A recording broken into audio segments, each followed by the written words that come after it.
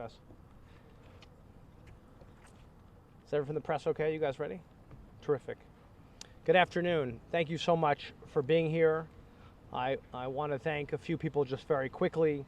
Obviously, my colleague and an unbelievable stalwart leader in the U.S., Israel, and Jewish community, the great Steny Hoyer. Very grateful that he is here today. We are blessed to be here with Yasmin and Alana. You'll hear from them in a minute. Our very good friend and former colleague Ted Deutsch, who runs the American Jewish Committee, is here. You'll hear from him. As I know that Meredith Jacobs is here from the Jewish Women International, JWI, a phenomenal organization. They do just such great work. There's people here from the Jewish Federations of North America and FDD. I want to thank them also for their leadership and all they do for the cause. We gathered to commemorate a somber day of loss and tragedy and to continue our fight for the 48 hostages still in Gaza. It's fitting that we are also celebrating Sukkot, a day of thanksgiving, remembrance, and community.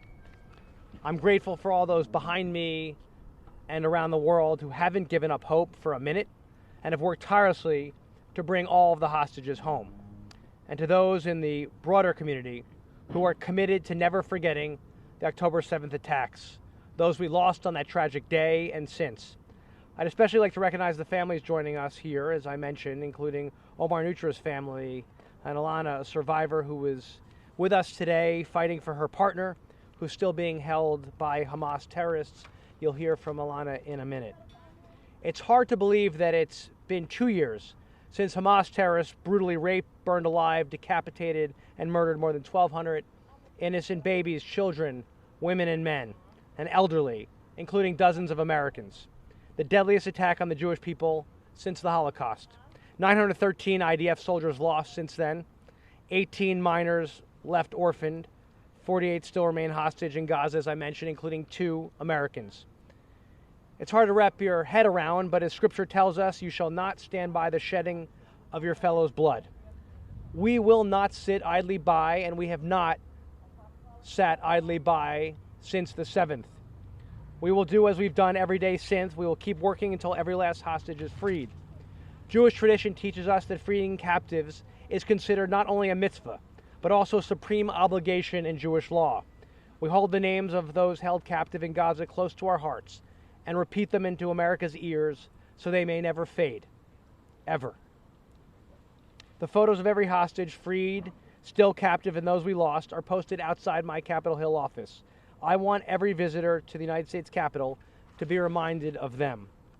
And as the clock ticks, it's more important to repeat the stories of those like Hirsch, Goldberg Poland, an Israeli-American who would have turned 25 just last week, but was taken hostage and killed. His mother reminds us it's as if everybody is family in this. It is incumbent upon all of us to keep up awareness and to keep working to bring them all home. We must never forget. We speak of 24-year-old Avitar David, who was taken during the Nova Music Festival and forced to dig his own grave for Hamas propaganda while being starved and tortured. A freed hostage, Eli Sharabi, said his captors ate like kings, gorging on humanitarian aid intended for civilians, while hostages survived on just a meal a day of moldy bread and crawled through tunnels lined with rats and insects. But as Eli said, surviving is building from lots of small victories. And my constituent, 21-year-old Adon Alexander, who I saw this morning from Tenafly, New Jersey, went to Tenafly High School and endured 584 days of relentless torture and suffering at the hands of Hamas terrorists, but thankfully was brought home. His remarkable courage continues as he returns to serve in the Israel Defense Forces because he refuses, like we won't, to let evil triumph over peace. We must never allow that. We will fight to honor their memory and so many others by molding our pain from that tragic day into action and ensuring that American children know their heroism and the savagery of Hamas terrorists. Only by ensuring that true facts, not some social media cooked up fiction, by ensuring they know those facts, we know that it'll never happen again, like the Shoah. We must always shine a light, one that flickers in gold. That's why today I'm proud to announce new bipartisan legislation, the October 7th Gold Medal Act, to award the Congressional Gold Medal, the highest civilian honor bestowed by the United States Congress, to the American hostages and victims of October 7th. including those Americans who survived in captivity in Gaza, in recognition of their profound suffering and sacrifice. I'm very grateful that Steny Hoyer has joined me, as so many others have, in that legislation. For more than 2 centuries, our nation has honored exceptional service through the Congressional Gold Medal, a tradition that stands as a testament to the values that unite us. This gold medal will properly recognize the suffering and profound sacrifice of those Americans killed and the bravery of those held captive. After hearing the suffering the victims have experienced, those inhumane conditions, and their unwavering spirit to persevere, we cannot let another day go by without recognizing their sacrifice and enshrining our commitment to them. Second, we are introducing a bipartisan resolution in the House today that condemns the atrocities committed by Hamas on October 7th and calls for Hamas to immediately surrender, cease attacking Israel, and release all hostages. It reaffirms Israel's right to self-defense from terrorist threats and any threats that seek her destruction. It also commits to ensuring the humanitarian aid reach innocent Gazans who are being used by Hamas as human shields. Last but not least, it strongly condemns and denounces all instances of anti-Semitism and commits to combating the hatred in all forms. We're proud to have the support of the ADL, the AJC, the Federation, Jewish Women's International, FTD, Hadassah, and the National Council of Jewish Women on this critical bipartisan legislation. Third and finally, and then I will turn it over, we're introducing the bipartisan October 7th Remembrance Education Act today, which will direct the U.S. Holocaust Memorial Museum to build a model curriculum for schools to teach about the heinous and brutal acts committed on October 7th, about the history of anti-Semitism and how it played a role in the attacks, and about denial and distortion as a form of anti-Semitism in the wake of such attacks. There is so much mis and disinformation out there driving the rise of anti-Semitic hate, from pro-Hamas content on social media to biased anti-Israel reports. This bipartisan legislation will be critical to teaching our children the truth about the tragic events of October 7th. Hamas is to blame for October 7th, not Israel. And to all of the critics and naysayers who haven't missed a chance to scream, yell, and slam Israel, I say to them, where are your voices today? Where are your voices for peace? You must push Hamas to take the deal that Israel has already accepted and that the Arab states and the U.S. support. It will free all of the hostages and force Hamas to lay down their arms. If we work together and bring all the hostages home and ensure Hamas terrorists have no future in Gaza, and that critical aid reaches the hands of Gazans, not the terrorists, then I know here in the greatest country in the world, working together with others, our best days will always be ahead. Hate will lose, righteousness will win. Thank you, God bless you, and now I'm so honored to turn it over to Alana Gitski, a freed hostage and partner of current hostage Matan. Thank you so much.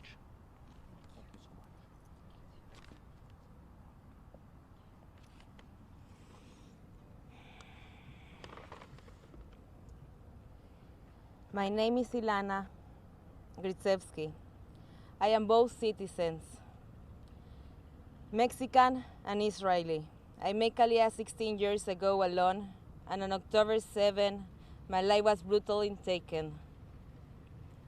That day, Hamas kidnapped me and my partner Matan Sangauker. We tried to escape through the window of our safe room to survive, running in different directions.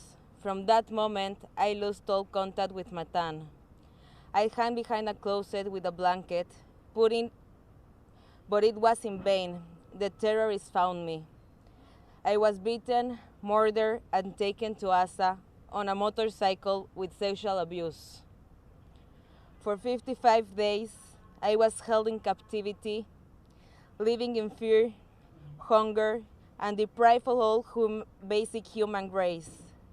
No fresh air, no sunlight, no showers, barely any food or water.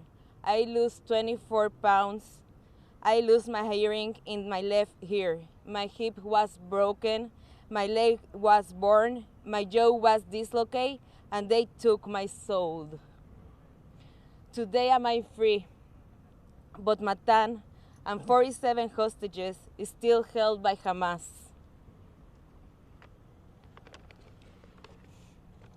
In order for me to heal, in order for all the released hostages to heal, Only when all the hostages are home will we be able to begin healing what has been broken. I am a testimony that bringing them home is possible. We won't let them wait any longer. They have no time. We must continue all the efforts to get them back with a deal. People in Israel want this war to end. I am here not just for myself, but for every woman and man who didn't make it home, for every voice which was ignored, for 48 hostages still in Gaza, for their families, for our soldiers. This is not about Israel. This is about humanity, about human rights, about the world. They killed, raped, and kidnapped babies, women, the already innocent people who were simply enjoying a party or the safety of their home. What happened to us could happen to anyone, anywhere. Terrorism, Hamas, does not respect borders or life. On 9/11, the world witnessed the horror of terrorism. And today, 7/10, Israel is facing its own 9/11. If we don't do nothing, tomorrow it could be another country. The people of the world, do not stay silent. This is not just Israel. It's a fight for all of us. Let's stand together for freedom and justice. I ask to all the world leaderships, please do not let this chance to free the hostage slip away. Every second matters. Matan and 47 hostages are waiting for help, waiting to come home. Today is Israel, but tomorrow it could be any country. Please stand with us in this fight for freedom and justice before it's too late. The people of Israel want to see the hostage home and end to the war. Matan, I'm here every moment, every thought. I'm here fighting for you, breathing for you, holding on to the hope that maybe in the darkness you can feel me. Matan, stay strong. Don't lose hope. Your mom, sister, our dog Nuni, and I are all waiting and fighting for you. Thank you. That's beautiful. That's really good. Thank you so much.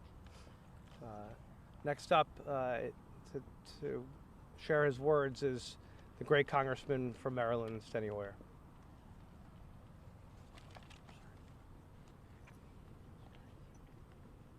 Alana, thank you. Today, Israel, who knows who it will be tomorrow? None of us. Omar and Omar Neutra, Representative Gottheimer, thank you very much for leading on the legislation which will ensure that this day of infamy will live in the minds as well as the hearts of all Americans. Meredith Jacobs, thank you for your leadership. Ted Deutsch, our former colleague and my former partner in making sure that the message of peace in the Middle East, peace for the Israeli people, peace for the Arab community is what our objective is. Over the past 2 years, I have visited the site of the Nova Music Festival massacre twice. I have welcomed hostages home after their release. I have mourned with the families of those who did not survive their captivity. I have met with Jews in America, Israel, and beyond, who fear for their safety amid a severe spike of anti-Semitism.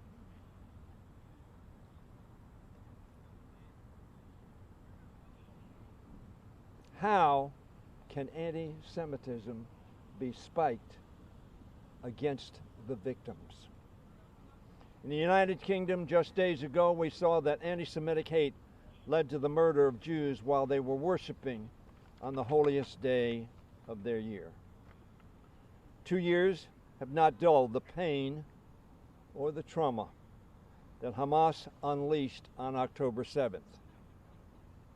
that Hamas unleashed on October 7th. That Hamas unleashed on October 7th. 254 people, including 12 Americans taken hostage, and 1,200 plus lost their lives. Countless more were traumatized by the horror of that day. I've spoken to people who were there on the ground in the kibbutz that day. That trauma has grown with every hostage executed, every missile launched, and every day this war has been drawn out by Hamas. This war did not start on our terms, but we must ensure that it ends on our terms. That means securing the return of all 48 hostages, living and dead, still held captive in Gaza, including those who tragically did not survive. Among them are the remains of 2 Americans, Omar Neutra and Steny Hoyer. I am grateful that Omar's parents, Orna and Ronan, are here with us today. I've also become good friends of the heinous, Itay's parents, Ruby and Hagit, who are waiting to sit Shiva for their son, for whom they grieved in his life, not knowing that he had been killed on the day of the attack, on this day 2 years ago. Crucially, we must end Hamas's brutal rule over Gaza to ensure that October 7th never happens again. Hamas crimes on October 7th tragically have also led to the deaths, injury, and displacement of thousands of Palestinians as well. Hamas has their blood on their hands. We need to come together on a plan to surge aid to innocent civilians in Gaza who have suffered throughout this war. The current peace proposal provides a pathway to achieving these objectives. Hamas must accept it, and they must surrender, and they must give up their arms. They must not be a continuing threat to Israel or to the Palestinian people. We need our Arab partners to make them do that. Today, I pray we can make progress toward a just and lasting peace. A peace that Israel has sought every day from 1948 to today. A lasting peace that benefits both Israelis and Palestinians and the region. I pray, I demand that the 48 hostages be released. It's always right to do the right thing. Right now, those hostages ought to be released on this day.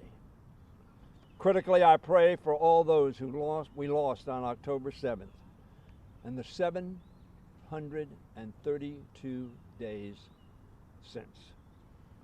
May their memories be a blessing.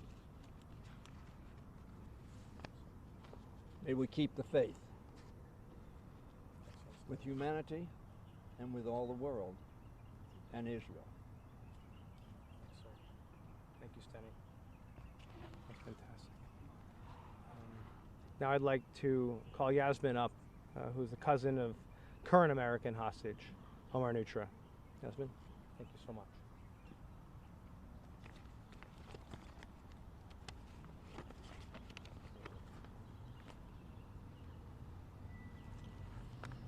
My name is Yasmin, and I will be speaking on behalf of Omar's parents, Orna and Ronan Neutra. 2 years have passed since October 7th. 2 years since our son, my cousin, Captain Omar Maxim Neutra, was taken by Hamas. 2 years since terror once again showed the world what happens when hatred goes unchecked. Omar was born in New York City 1 month after 9/11.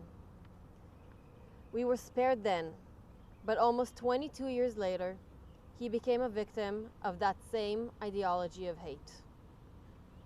The same terror that, when left unchallenged, rises again and again in Israel, in Europe, in America, everywhere innocent people live freely and proudly.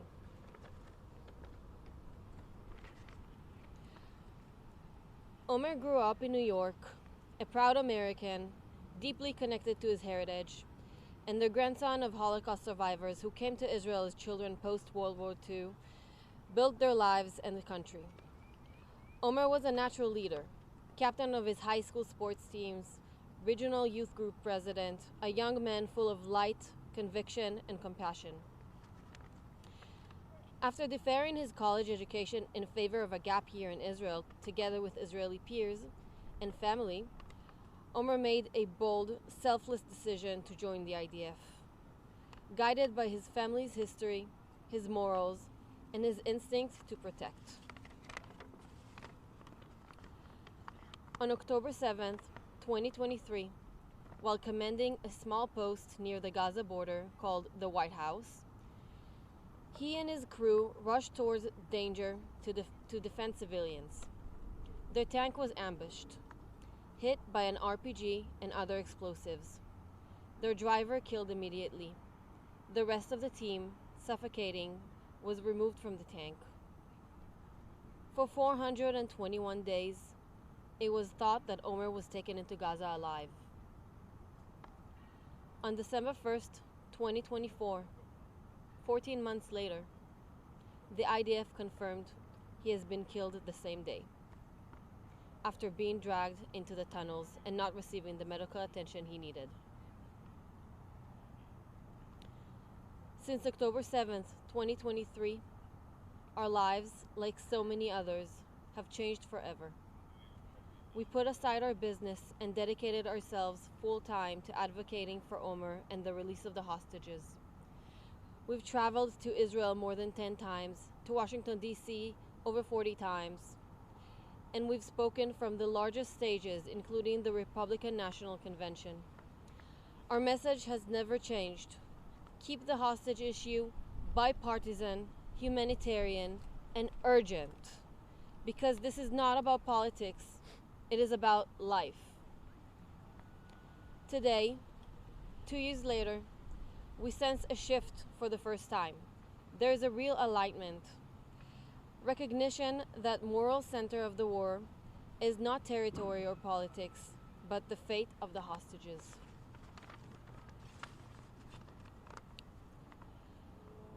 We have seen bold leadership in recent days, willing to act with clarity, urgency, and strength. President Trump has demonstrated that kind of courage, understanding that resolving the hostage crisis is not just a humanitarian necessity, but the key to stability and peace. We need the same moral clarity from all leaders around the world, because peace cannot begin until the hostages come home. For us personally, there will be no happy ending, but there can be closure, and there can be healing. Our advocacy may quiet, but our promise will not fade. We will speak Omar's name for the rest of our lives. His light, his laughter, and his leadership will continue to guide us wherever we go and whatever we do.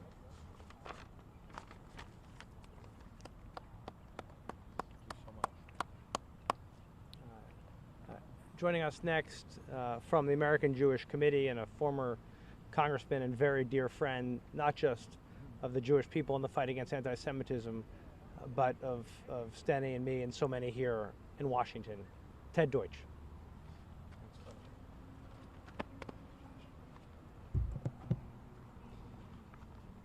Congressman Gottheimer, thank you very much for convening this very timely, very important event. To you and to Steny, and sorry, to you and Congressman Hoyer. Steny works. So it's hard to get over.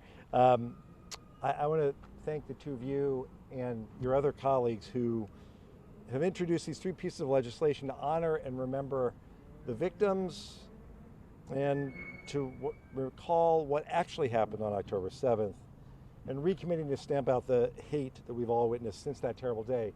I also, to my congressional friends, want to extend deep appreciation in a world swimming in moral confusion.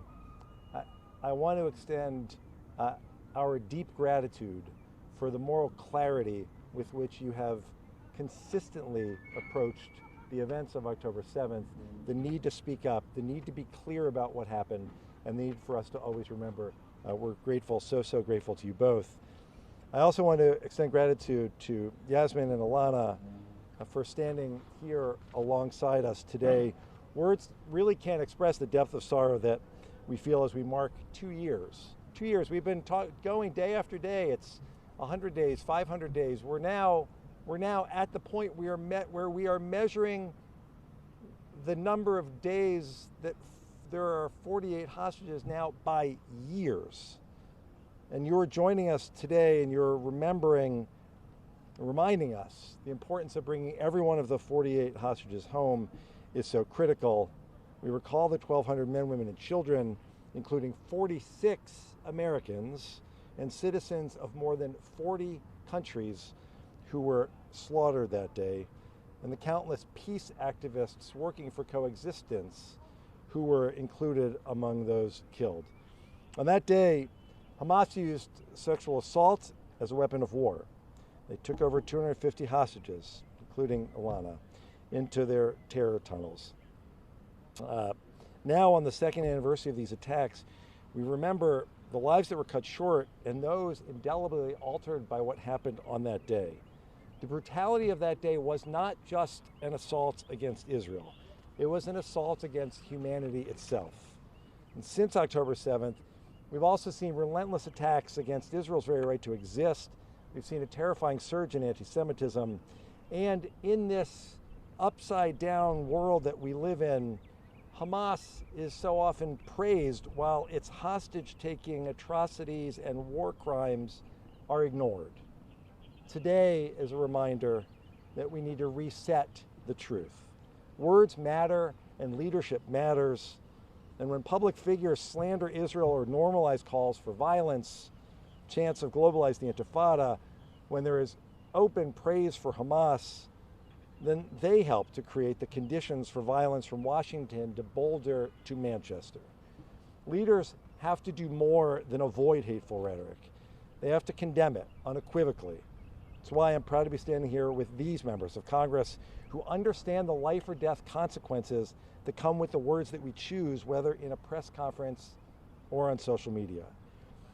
So as we mark this solemn anniversary, we also recommit ourselves to the tireless efforts to bring every one of the 48 remaining hostages home. Over the past week, that goal feels that it has come even closer as we sit at the precipice of a potentially historic moment in the Middle East that will bring the hostages home and that will end the war. President Trump's peace plan has the backing of Arab and Muslim majority countries from the UAE and Saudi Arabia, Turkey and Qatar, Egypt, Jordan, Pakistan, Indonesia, allies like UK and France in Europe, and of course Israel too has agreed. You've heard already, I'll say it again, Israel didn't start this war. They didn't choose this. They cannot unilaterally lay down their arms. Those who truly support an end to this war need to pressure Hamas to accept this plan. They need to exert maximum pressure on Hamas so that the hostages can come home and the war can finally end. In honor of those who were lost, those who remain in captivity, and those who have returned, the global Jewish community stands proudly and boldly together with you. We stand with Israel over Hamas, with democracy over terrorism, and we stand for life over death. Together we envision a brighter and more peaceful future for all, for Israel and for the Palestinians, for the region and for the world. And together, if we can pressure Hamas to accept this deal, and the hostages can come home, and the war can end, we can build that secure, peaceful future for everyone. Thanks.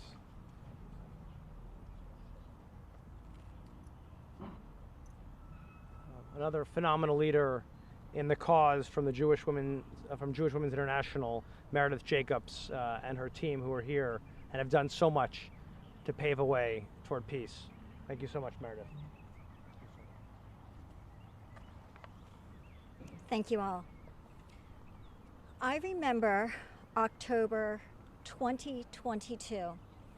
I was standing in the White House for the first ever reception for the high holidays. Itzhak Perlman, world-renowned violinist, entered the room and began to play Avinu Malkeinu, a supplication for mercy and forgiveness. I remember how almost spontaneously, with a whisper and then growing in volume and strength, our voices added to the violin, praying Avinu Malkeinu. I remember looking around the room and saying to myself, don't forget this moment. Don't take it for granted that I, as a Jewish woman, am standing in the White House, surrounded by my Jewish community, and praying Avinu Malkeinu. But here's the thing. I did take it for granted. October 2022, I was secure in my place in the world, secure in my safety and acceptance. A year later, October 2023, that sense of belonging and safety was shattered. I remember listening with horrors to the whispers of sexual atrocities committed by Hamas. I remember watching with horror the video of young Israeli girls, young IDF soldiers who were grabbed from their beds and pushed bloodied into trucks bound for Gaza. I remember seeing with horror the photo of a young woman naked and bound, surrounded by terrorists, raising guns in victory. And I remember sitting with horror in the silence of the world and in the silence of other feminist organizations. And I remember what came after the silence: the effective, malicious campaign of disinformation and denial. For my organization, Jewish Women International, and others like us who work to end violence against women and girls, we are guided by three fundamentals.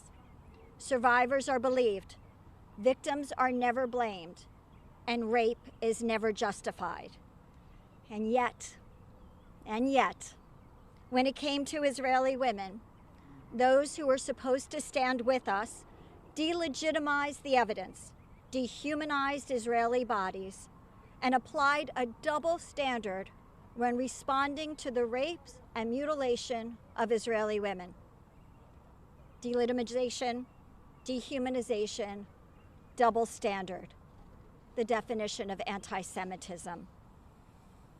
Avinu Malkeinu, in the face of evil, we did not beat our breasts and pray. Instead, when the world abandoned us, we galvanized a global movement. When the world sought to silence survivors and witnesses, we amplified their voices. When the world denied the most documented atrocity in history, we lifted the truth. And when the world was silent, we said loudly and unequivocally, I believe Israeli women. Since October 7th, 2023, I have had the distinct honor as CEO of Jewish Women International and the co-founder of the I Believe Israeli Women global movement to know some of the most extraordinary Israeli women, survivors like Alana, who testify again and again in the face of hate, therapists who heal the traumatized, advocates who fight tirelessly for justice and accountability. It is their strength, their resilience that I now look. Israeli women as heroes. That moment 3 years ago, praying Avinu Malkeinu in the White House, was a lifetime ago. That sense of safety and belonging I had as a Jewish woman in the world, now childish naivete. But as I look around at this gathering, standing in the shadow of the Capitol, surrounded by Jewish leaders of our community and our country, standing with allies, this is a moment I won't take for granted. For now I know just how fragile it is. I'm Israel Chai. Bring them home now. Thank you.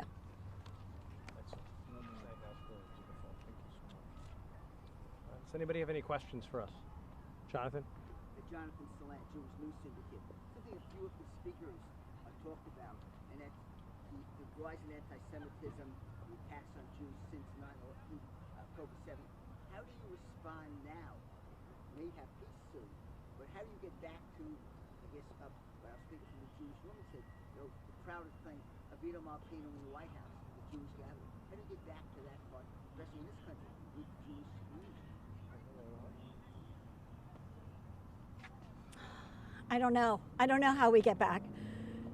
Things that I would have thought were conspiracy theories on October 6th, I'm now frighteningly aware of. I think it's all the work that all of the advocates have been doing to lift the truth, to raise the humanity of Israelis and of Jews. I look to those young people who now realize how fragile their Jewishness is, and who are now deeply connect to it and how meaningful it is to them. And I think we build with those who stand with us and hope that the voices grow louder.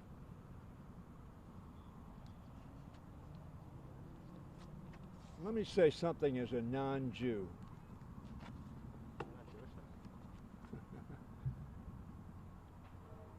Anti-Semitism has been around for millennia, thousands of years.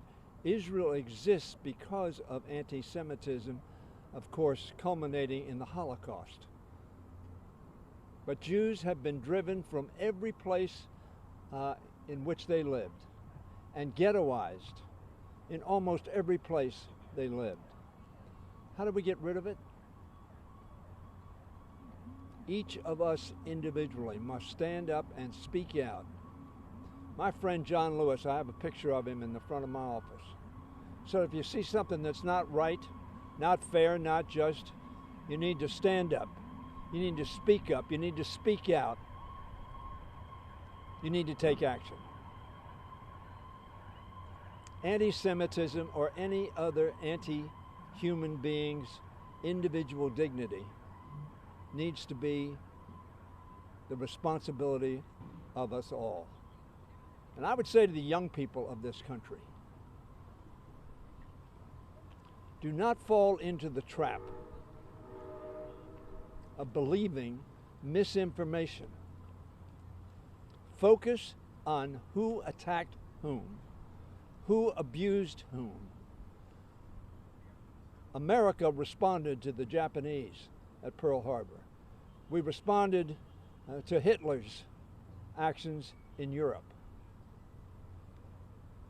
It was a very tough war. Hundreds of thousands, indeed millions, of lives were lost. We thought perhaps that we may have, as mankind, learned a lesson of the costs of hate, the cost of bigotry, the cost of prejudice. I hope the young people of America take the lesson caused by hate and prejudice and bigotry that led to October 7th. By an organization said that our objective is to kill Jews and eliminate Israel. It will be the responsibility of all of us to meet this scourge, which will perhaps be first directed at someone whom we are not. But as you said, all the world will be at risk. Any other questions? Yeah, do you invite more House members to be out here today? Would you like to see more stronger showing of support for these measures? There's been unbelievable support. Many people have co-sponsored these bills. As you probably know, the House is not formally in session today, so most members are in their districts, not here. There'd be scores more if we were in session. Yeah, thanks. Yeah.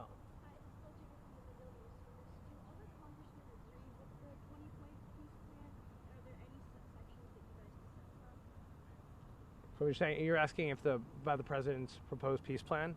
I mean, I think the overall objective was what I'm focused on, which is finding peace.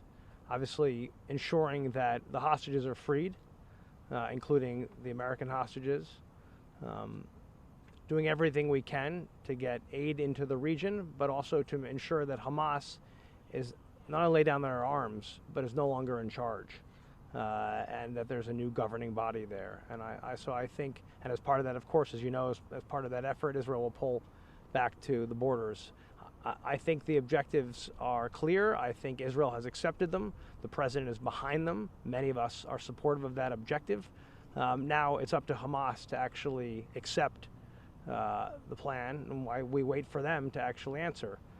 Because everyone else has said yes to move toward peace, and it's time for Hamas to answer.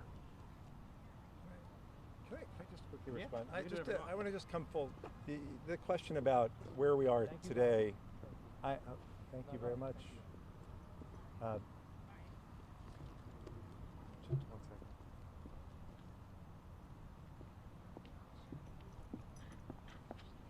Sorry, we paused for station identification. I just want to note the parallels between where we are today and where we were 2 years ago in a way that hasn't gotten enough attention.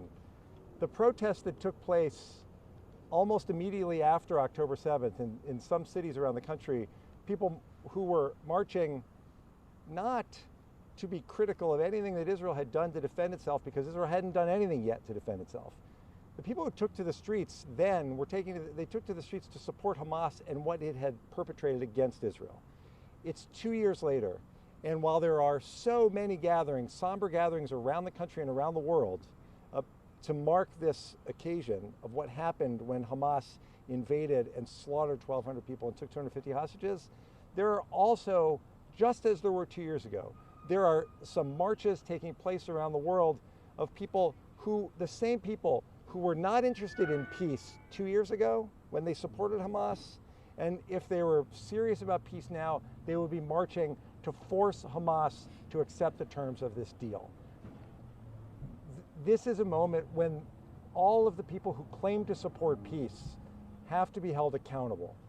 When you bring together as many countries from around the world, including leading Arab and Muslim countries, to support a plan, then that's the plan that needs to go forward. And when it does, those remaining on the outside, those continuing to march for Hamas, will be marching only in support of terror, and the rest of us will be back in with full clarity about how we need to go forward together to make peace. I'd just say it briefly. My view is the majority of the House on both sides of the aisle believe this is a positive step forward. And in the event, and of course Hamas has the key here, because Hamas not only has to agree that it will no longer be a leader in Gaza, and it will not be able to perpetrate violence and must disarm. And until they do so, that will be the problem. But I think the overwhelming majority of members on both sides of the aisle support the effort that's being made. And thank you guys very, very much. Take care.